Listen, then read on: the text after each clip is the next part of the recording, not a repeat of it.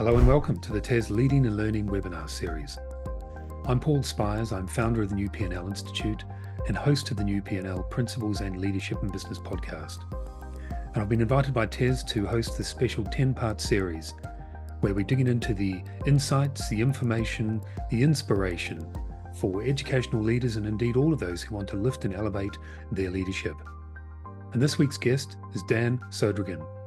Dan is a respected AI and technology futurist. He's a keynote speaker on the future of work and a celebrated author.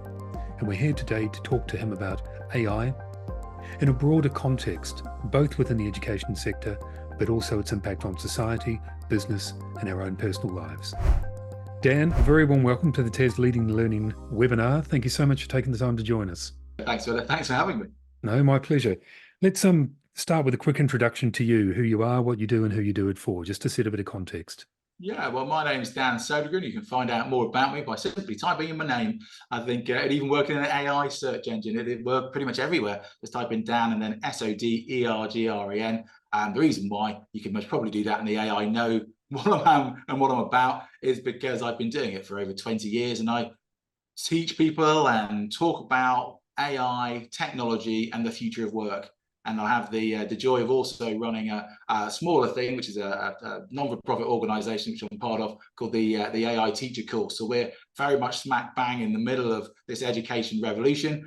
It's something that I've been passionate about for a very long time. This webinar is obviously focused on leaders in the education sector, but for this conversation, I want it to be more of a broad and general discussion around AI in broader terms, just to set context, because I think it's important for all of us as leaders, regardless of our industry or our sector or our organization, to have a fuller understanding of the context and the possibilities, the implications and the challenges of AI, which are going to be and probably are, even if many of us aren't aware of it at the moment. It's going to be pervasive in all of our lives, right through our lives.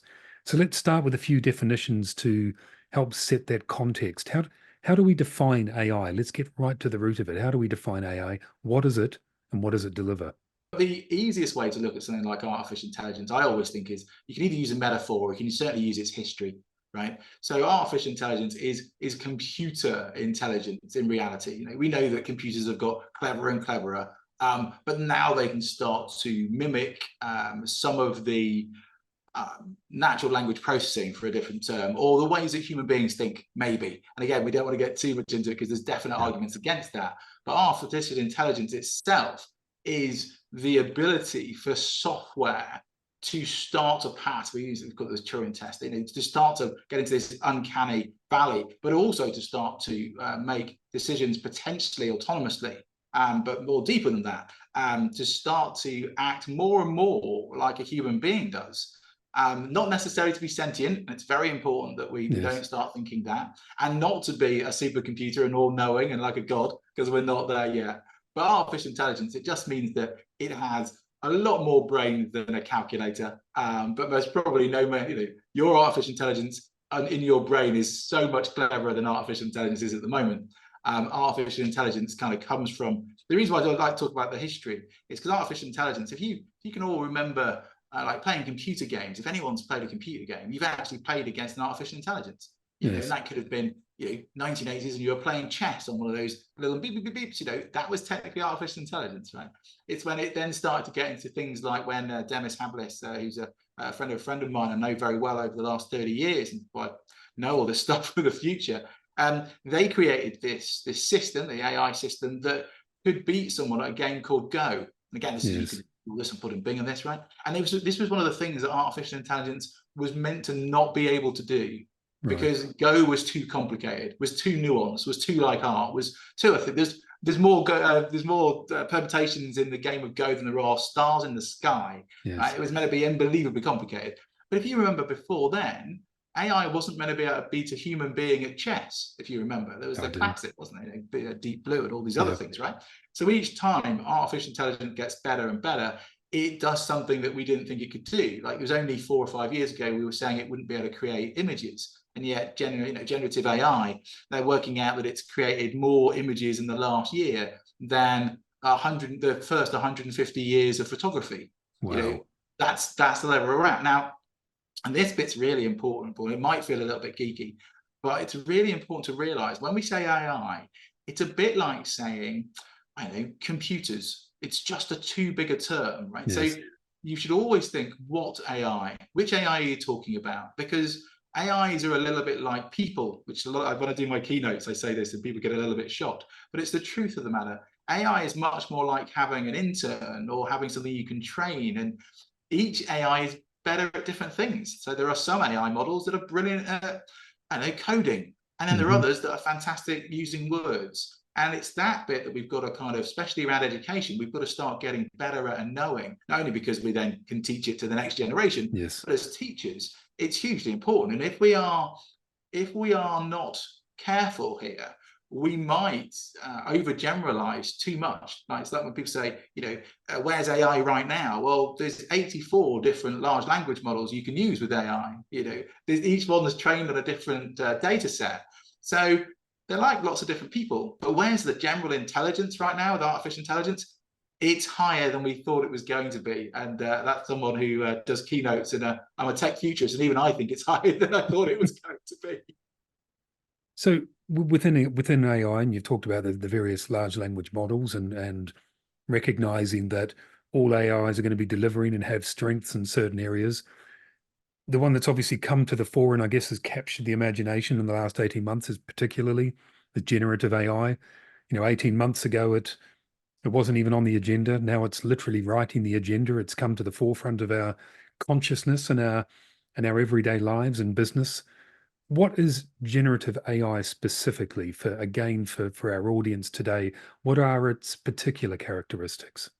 Well, generative AI kind of refers to a type of AI that can generate new content, yeah, especially Hmm. around images, videos, now even music. There are things now like Udio, which only came out last month, which honestly, it is stunning what you can do. You type in a prompt and it will create you a piece of music, which didn't exist before. Wow. And that generative ability of the AI to become generative, to generate things, is why so many people got so excited.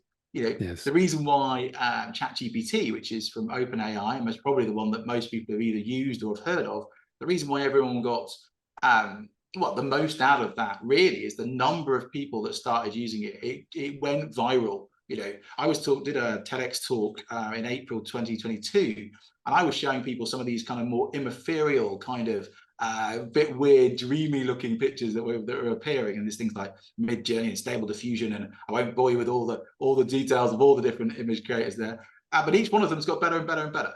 Each Yes. one's got better and better and better. Yeah, and so you're now in this position where with generative AI, you can create things that are perfect for a classroom. Absolutely. Can we create images that could become videos, that become movies that you could sell? We're not quite there yet, but we're pretty close. So from a teaching point of view, an education point of view, instead of having to get someone to design something for your PowerPoint or something brand new for the book you're creating, or even just for the lesson, literally just for the lesson, you could now type it in, and as part of your lesson plan or scheme of work, teaching has got extremely difficult. Yeah, and there's a load. I'm not going to unpack all the different reasons, but we know them. You're teachers, you know the reasons why. And one of the key things we can do with technology is to alleviate that burden, alleviate some of that time stress, and that's what these things are good at. Anyway, as you talked about generative AI, the other one we talked about very briefly there, and it might be worth discussing from just from a kind of tech point of view, is the large language models, which these things are all based on, right? So each of these large language models, LLMs, and now short language models or small language models, as they're now being created. This is just the subset of data and understanding and algorithms that's underneath all this stuff, especially with language, which is why large language models, right? And the reason why it's so exciting is because the ability of the AI is to do with the quality of the large language model and the data set that started off. Right. So let me give you an example of this one, right? So let's say, for example, and because I know Demis, and sorry, Demis, if this is paraphrasing 20 years of work. That's the other thing worth thinking about. We only think AI has been around for 2 years. No, it's been going for 20 years as an industry, if not more so. In fact, really started in 1967. But I won't bore everyone with that detail. Point being really is with the Gemini, let's say the Google one. I'm not affiliated with them in any way. completely agnostic when it comes to training all these things. But Gemini is particularly good at certain things because of the data that Google put in to start off with, which trained the large language model. Right. Yeah. And the training of these large language models is billions of pounds worth of effort and energy and compute, as well as human interactions, etc. But Google's particularly good at health tech, for example. But that's because its large language models, the different ones that it created many moons ago, by the way, were trained on that data to start off with. Right. Because there's an awful lot of data in health tech. Yeah. So if you ask Google Gemini to, I don't know, write a fantastic poem from Shakespeare, it might not be very good at it. It actually wouldn't be bad at all, but it wouldn't be great, right? If you knew the nuances, you'd be like, oh, that's not great. But it's not bad. It's most probably a B. Yeah. But if you said to it instead, diagnose cancers quicker than a doctor can, it gets an A+, because that's what it can now do. Yes. Yeah. And so again, it comes back down to these, you might think kind of silly terminologies, but they're actually quite important, because the data set you train the LLM on will predict its future, just like teaching a child or teaching an adult anything.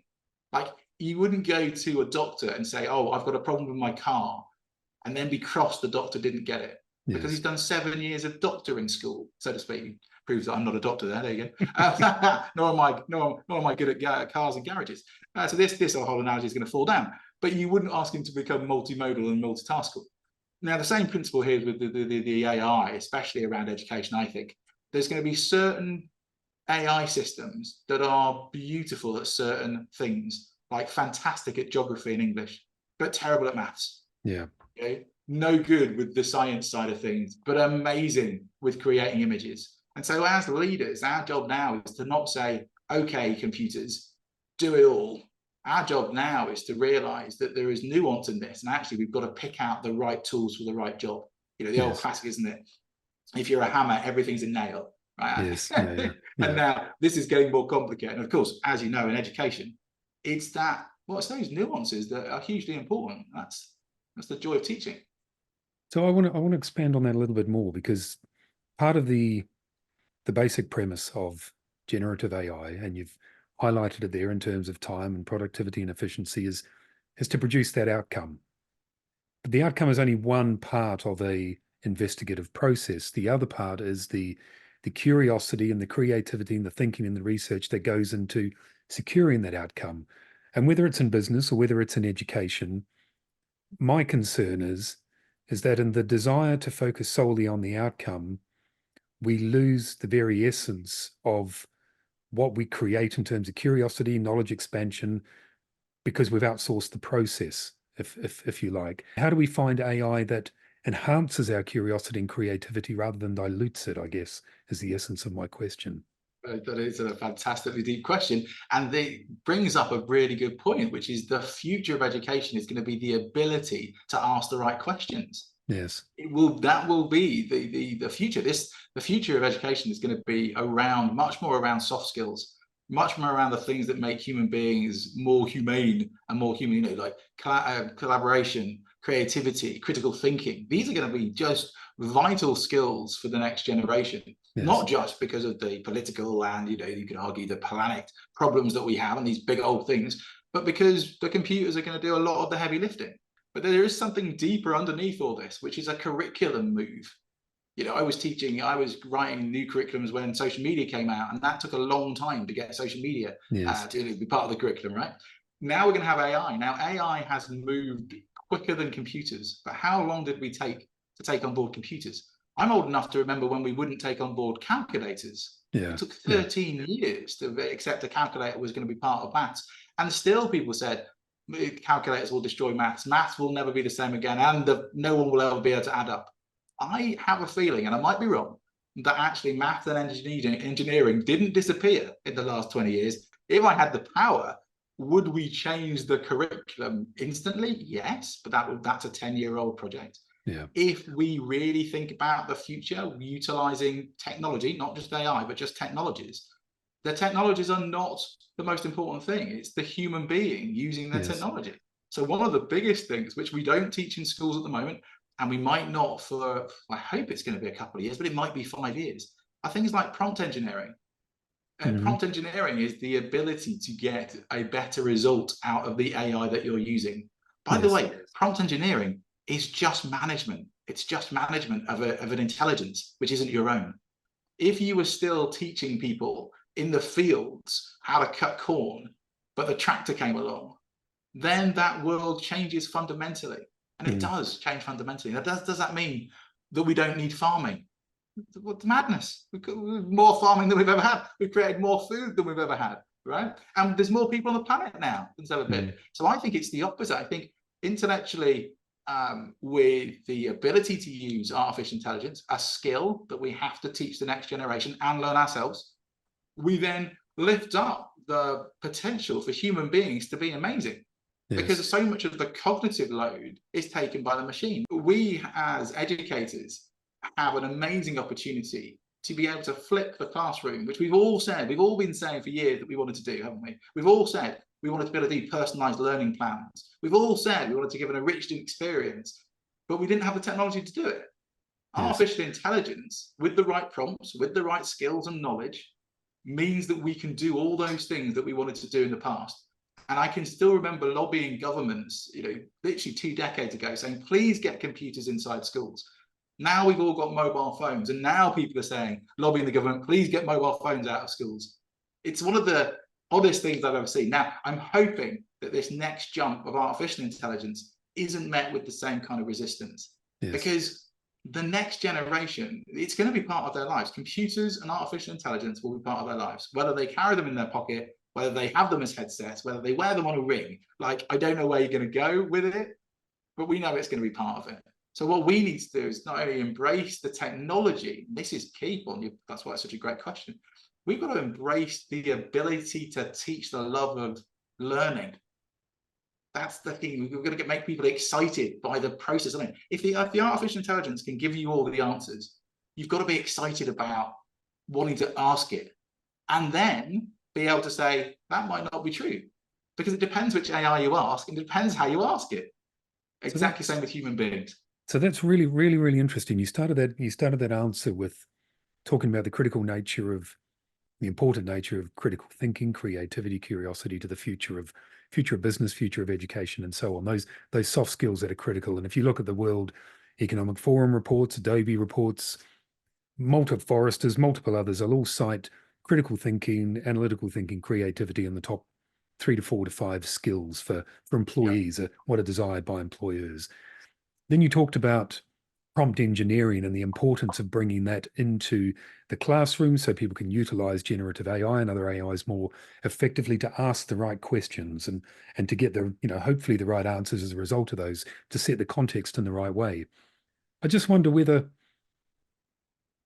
we're kind of missing a trick. We can utilize the lessons we're learning in terms of prompt engineering, the way we write the questions, the thinking that needs to go into getting that thinking right, and then reversing that out into turning that into the way we ask all of our questions, not just of prompt and AI, but the way we query the world, the curiosity we place upon the world. So rather than losing our curiosity to AI, could we use prompt engineering as the trigger to utilize the critical thinking outside of AI immediately?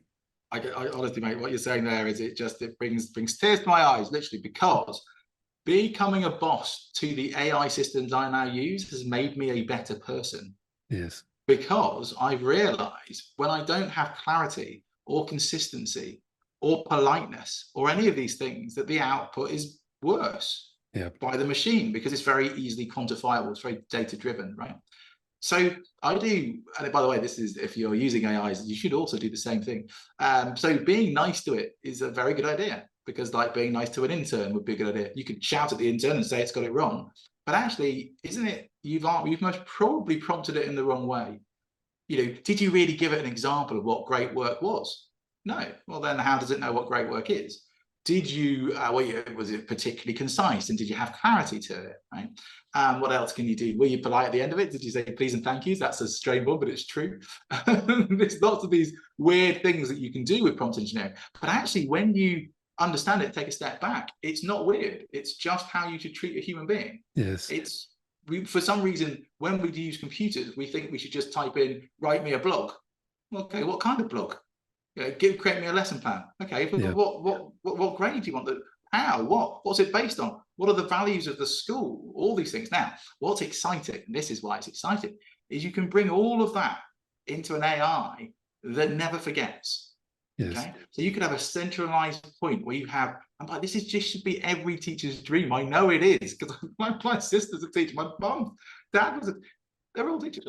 You can go into a centralized place and you could say, oh, what's a great lesson plan for this thing? What's a great scheme of work for this thing? And it doesn't just give you the one that you already got from the centralized place, which we all know, we just yoink it from someone else. It then changes it by 12% based on what it knows about your kids. Or the, you say to it, actually, I've got 5 people in the class, and they're whatever grade they are. Or you could even go even further and say, actually, create me 32 individual lessons plans for these particular children. Now, this is not possible in the way we used to do it. It's impossible to do that. This is the same as saying, when we started manufacturing food, lots more people could eat. And that's true. And you could argue, but the food wasn't better, Dan. No, but there's more food. Now, we then made a choice, sadly, I think, where we overdid that and we just manufactured more food, and now it's processed and now whatever. And I get the argument there. But we're not there with AI right now. We're just in that great bit where we can do more. We can do stuff that we could never think we could do before.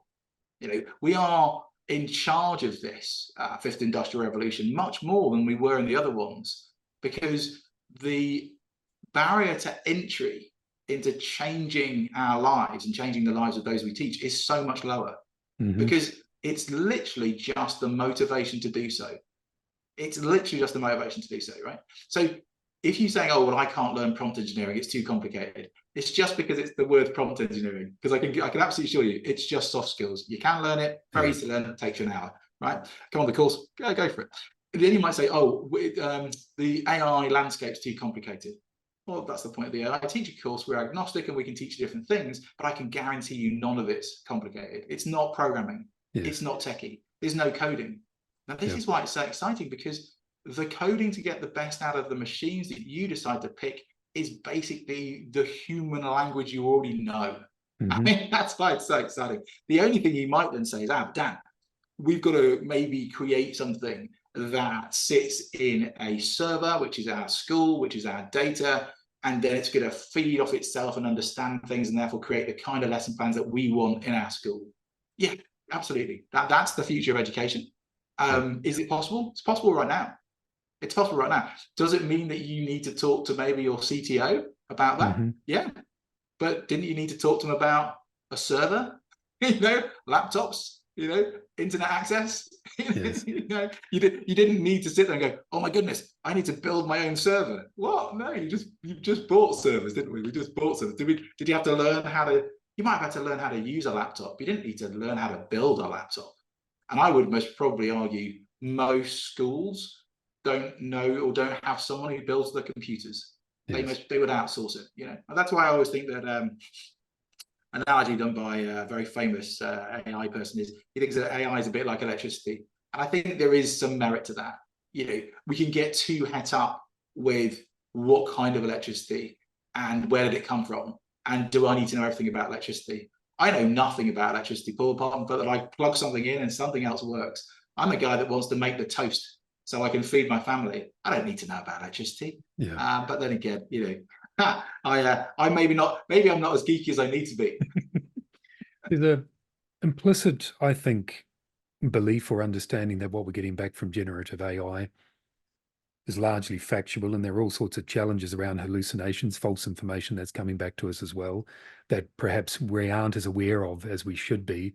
I think what's perhaps a more challenging thing over the medium term is a lack of recognition of the inherent bias that may exist in many of the large language models that, as those who are in the industry know, new AIs are built on foundations of other open source large language models, so they carry the bias inherent in the data sets. And you gave the example earlier about the 32 individual lesson plans for children and so on. We engage AI to utilize that. We don't know what bias is behind the recommendations that come back for those 32 lesson plans. How do we acknowledge? How do we change? What do we do about the inherent bias that exists in the AI models? How do we compensate for it? can it be relevant for education as a result of that? Again, this is the billion-dollar question or multi-billion-dollar question. But I think it's not actually about money. I think that large businesses might make it just about the money. Right? Yes. The reality is actually this is about human beings. And the thing that, even though I'm a tech futurist and I do keynotes around AI, technology, future of work, yeah, but none of those talks are about getting rid of human beings. We're not talking about getting rid of human beings. What we're saying is we can increase productivity so human beings have more time to do the stuff that computers can't do. Now, you're talking about the hallucinations and fact checking.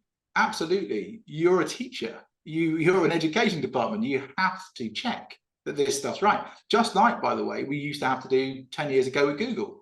Google didn't mean that it was true. Now, you could even argue, but libraries don't mean it's true. Who actually has a facet on the moment which is pure truth? You could argue that's not possible. Yes. Yeah, but you know for a fact as an educationist, you're going to weigh it all up. We're going to weigh it up, right? So if the AI says this is true, you can't, we're not talking about creating lesson plans and ideas that human beings have never seen, and it goes into the mind of another human being, because that is just, in my opinion, that's bad, right? It's like you going on the internet and watching something on YouTube and then saying, yes, right, okay, kids, I'm going to teach today about chemtrails because I just watched a video about chemtrails and I believe they're true because this guy told me. Now, could be exactly the same with AI. AI might say, oh, well, we've worked out that chemtrails, there's lots of chemtrails information out there. Perhaps it's true. Now, we're going to have to, as a world, kind of be really wary of disinformation. Yes. I think that AI biases is not where it's going to come from. Right. It's going to come from the places where kids have already been and have been for a while. We have a much bigger thing to think about. And by the way, I think AI can help with this, with social media and disinformation and YouTube and all this stuff. Now, again, as I say, my whole family really are teachers, lots of us are.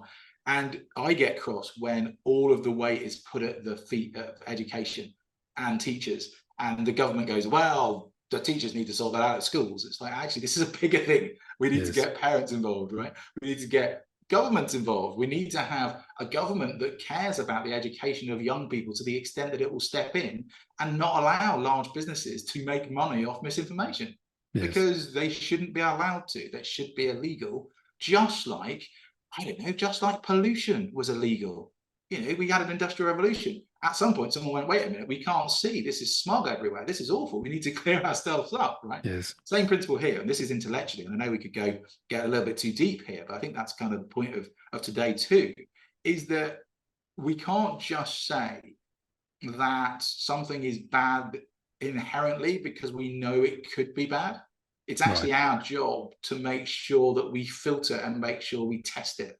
And that's all I'm asking from anyone who uses AI is, imagine it's like, or think of it like this way, instead of thinking like it's, some people think it's like water. I use this in my keynotes all the time to the metaphors, or it's like electricity, or it's like just computers on top of each other. I just think of it like an intern, just for now, just for your own brains to kind of get that metaphor around, only because you wouldn't say to the intern, create my lesson plan and then deliver it without checking it. Because you would be a bad manager or a bad, you'd just be bad advice, right? And imagine, if you will, if you take it a step further, as AI get better, so they'll become older interns, maybe become a graduate intern, and maybe you can say, oh, actually, I've seen, she's done 10 of these lesson plans, they've all been cracking, right? Just crack on and make those lesson plans and schemes to work. When now, this is why it gets really exciting, because we are almost there now, because large language models have learned so much, and this is an oversimplification, so if you're a CTO on the call, I apologize, this isn't true, but it'll work as a metaphor for everybody else, right? Large language models have got so good, we can now squish them down and make them into small language models, and we can make these things open source and closed source. And again, my apologies, CTOs, I know, not officially open source, but what it allows us to do is to create much smaller things that have the ability to do what educationalists would want them to do, but to hold those things inside a normal server or even a laptop. And so it has its own data. So any concerns around data privacy for the school, we can now get round because the technologies are now small enough to be able to do it in-house. Yes. Now, this was not possible 6 months ago. It's only possible now, but it gets rid of the big, elephant in the room, which is, how do we make sure this stuff's safe? How do we make sure that some massive company is not using our data or spying on us. By the way, I don't think they would be anyway, but you might want to think about it now. This is the same, and now CTO's back in the room. This is the same with the internet and filters and firewalls and all that stuff we've been talking about for a decade. And does this now mean, yes, I'm afraid, ladies and gentlemen, we can't just leave it up to the machines. As schools and organizations, we're going to have to look at our budgets and say, okay, it's not just the job of the CTO. This cannot just be one person's job to now manage this multiple opportunity where AIs can do loads of different things. Yes, this might potentially bring in things like cybersecurity. I don't think it does at the moment, but it could. But more importantly, just like you're not allowed, little Jimmy is not allowed to see indecent stuff on the internet at school. Well, they can't use an indecent AI at school. So yes. The big question for us all now is, and it's right now, it's what is the AI policy for the school? Yes. What is our AI policy? How do we enforce it? When is it right and wrong? And believe you me, this is not talking about using ChatGPT to pass an exam. Okay, yeah. We're not talking about that. You have to move beyond that. AI, even the biggest companies in the world know that AI detection isn't true. Okay, and that's because all you need is a decent prompt. You need a decent prompt and put it through 2 AIs, and no AI can see if that was AI created. Okay, so if you've been told that AI detection is possible, that is just somebody trying to sell you something or just trying to scare you. AI detection isn't possible. And by the way, if you look at the amount of young people using AI at the moment, it's not being detected. But the question for you will be, is what's the AI policy for the school? Now, this comes down to things like, I don't know, if a young person brought their own laptop from home, would it be able to go on the internet? Yeah. Would it be able to go into the back end? Most probably not, right? You'd have a certain area you put it into. This will be exactly the same. How often can they use AI in the classroom? Is it only in certain classes, or is it in all classes? Do they need to say when they're using it, etc.? These are things that we need to discuss. But the bigger one underneath all this is, please do not, and this is really key because we do this all the time, do not leave it up to the machine to do all the work, because it can't. Yes. So we do need to employ more people to help with this massive opportunity. We cannot just go, oh, it's okay, because this guy knows or this lady knows about servers, they know about AI, because that's not the case. Also think about that almost from a board level as well. You really got to start thinking where, just like we did with computers, 10 to 20 years ago, someone had to become the ideas champion. We had to get more of them in. There was more budget needed, all these other things. It's exactly the same, except this one now has the potential to alleviate, I would think, about half of the problems that teachers and schools face. It's that exciting. Wow. Dan, we always end each of these webinars with a summary of 3 concise and final pieces of actionable wisdom for our education leaders. And we use a variation of the TES acronym to help embed these points in our minds. So T for TES, T is for talk. What is the most important thing education leaders, principals, and so on need to do? And it probably chimes in a little bit to the AI policy you've just discussed. What's the most important thing they need to do to effectively communicate both the benefits and the challenges of AI within their school or their college of educational establishment? How do they best communicate what AI's potential is, both from a positive and a negative perspective?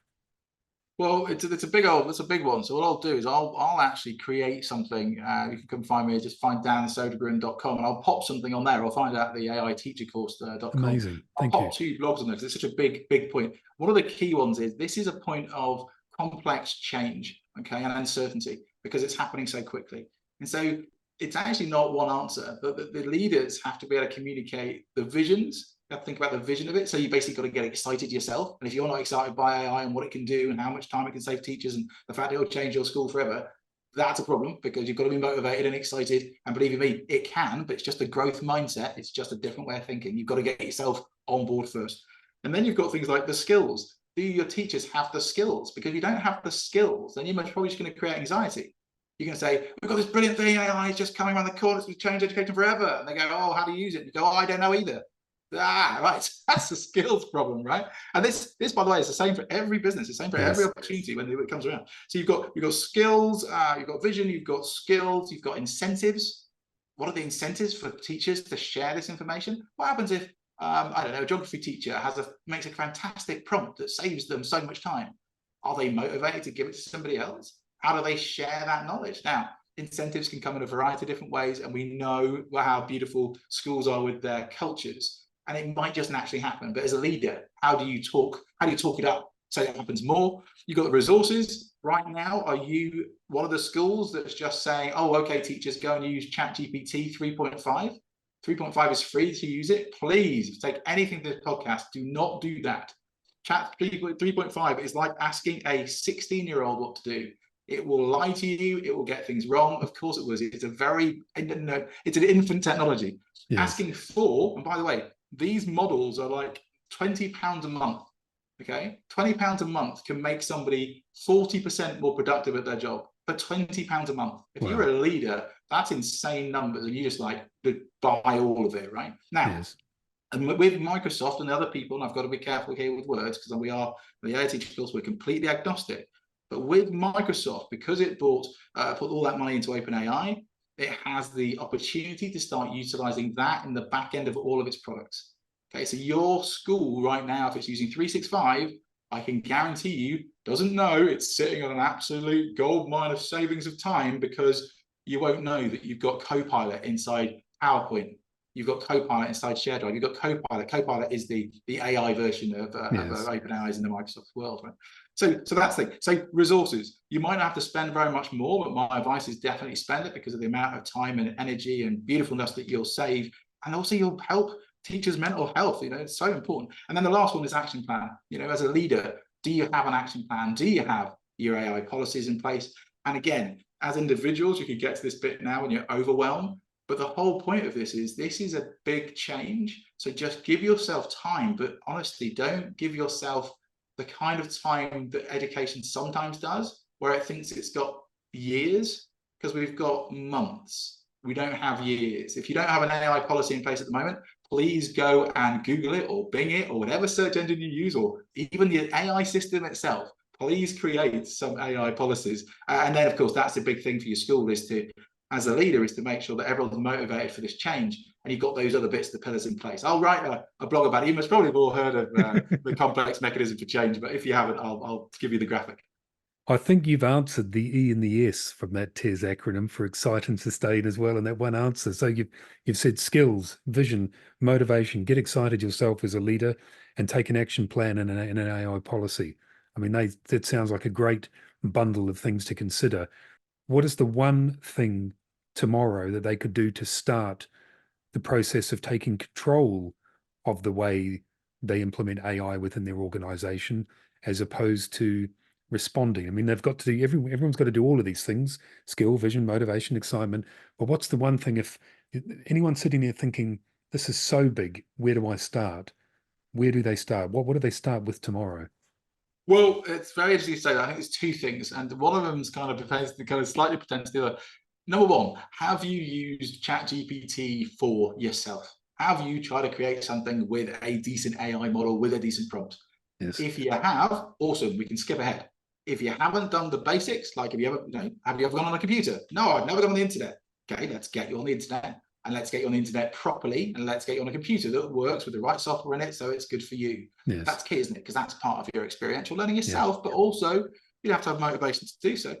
Then the next question goes, and it's really easy. It's, have the senior leadership team done all these things before? Now, the answer might be, damn, of course we have. It's been around for a year and a half. Of course we have. We're not at that stage. Okay, cool. Have you tried more than one AI system? Well, you might be like, actually, I didn't know there was more than one. Oh, that's interesting. Well, what's Claude? Okay, well, find out what the Claude. And this is literally, you can find out. I mean, come on the AI teacher course, of course. That'd be great. Bring us in. We can help train it. But the reality is that you can do all this stuff yourselves, right?